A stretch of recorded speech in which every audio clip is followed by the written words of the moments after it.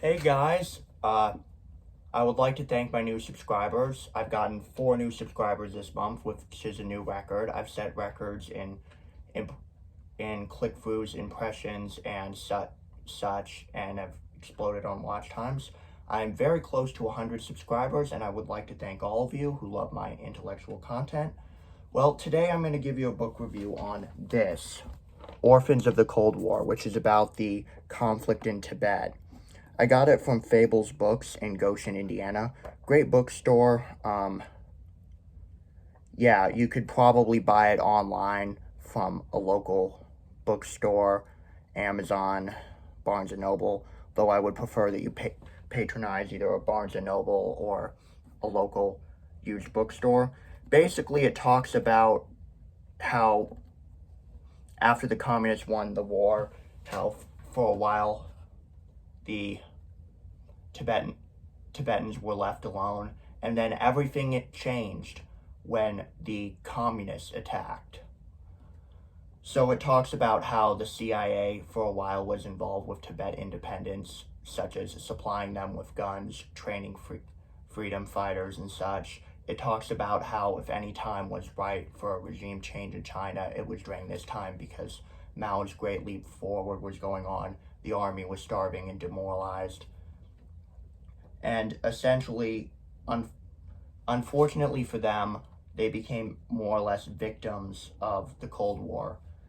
As the US turned its focus towards the Soviet Union, we kind of forgot about them.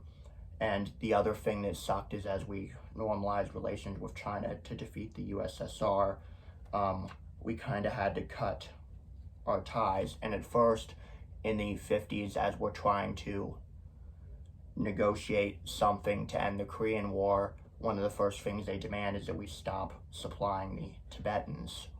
And so Tibet, it talks about how Tibet is trying to seek resources first from India because India is supporting Tibet as a buffer zone, and then how eventually they get forgotten about. It's also pretty balanced of Tibet because it makes sure to mention that Tibet is basically a feudal society in which a theocratic guy with absolute powers and control over more or less anything, and a bunch of landlords control like all of the food production and stuff. So I dislike the communist government in China. I've made no secret of that. I know I'm doing something right when the communist trolls are calling me a racist because I give mild criticism. Basically, and the thing about Tibet is returning the Dalai Lama to power would be setting up theocracy. Theocracy is a government I'm very much against since I am an atheist with, I guess, pagan tendencies. And essentially, it's made abundantly clear that the government in Tibet is dysfunctional. And essentially, returning old landholders to power is probably not the way to go. On the other hand, it's mentioned that the Chinese basically brutally murder a large number of people to put down uprisings and more or less ban their culture, their religion, their traditions, both of which could be considered to some extent cultural genocide. But it doesn't really go into the past. I believe it ends in 1974 is the last year the US did anything to help. Then we pawned them off on Nepal and India. And then we talk about how this guy met the Dalai Lama and officials like that to write the book. The thing is, it's hard not to feel sorry for Tibet because essentially their people are put into concentration camps, their language, culture, and religion is oppressed, and much like the Muslims in Xinjiang, they're more or less fucked.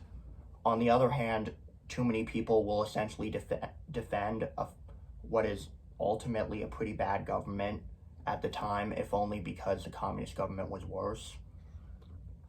So if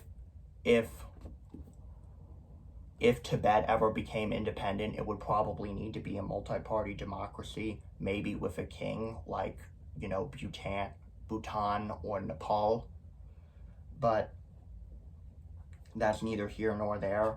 And it's basically mentioned that India became responsible for housing most of the refugees from Tibet who fled the country rather than be oppressed. It's also mentioned that India used its Tibetan exiles whenever China, since it has a habit of invading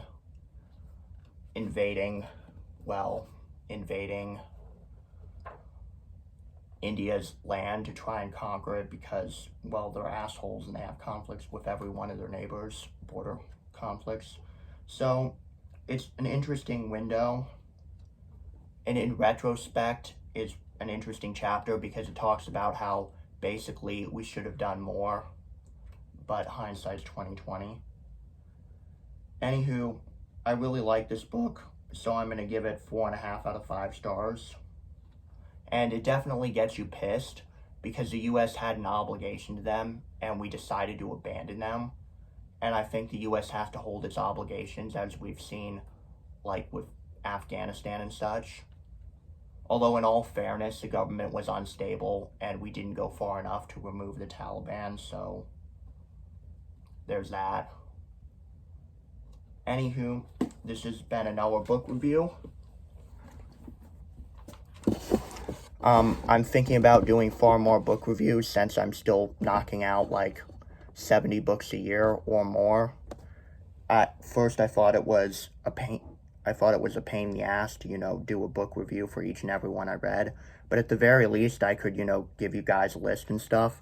In terms of other content, I'm probably going to do an update on the monkeypox video I did, maybe an update on the cryptocurrency video I did, and I'm going to probably do something on the war in Ukraine and tell you analysis of the situation, as well as probably make a video on why I believe that China has no hope in hell of taking Taiwan. So that'll be it. I would like all you guys to like, comment, and subscribe. Feedback is very valuable, and I'll probably be doing more news-related videos with better infographics. I'm improving my camera work. See you guys later. Bye.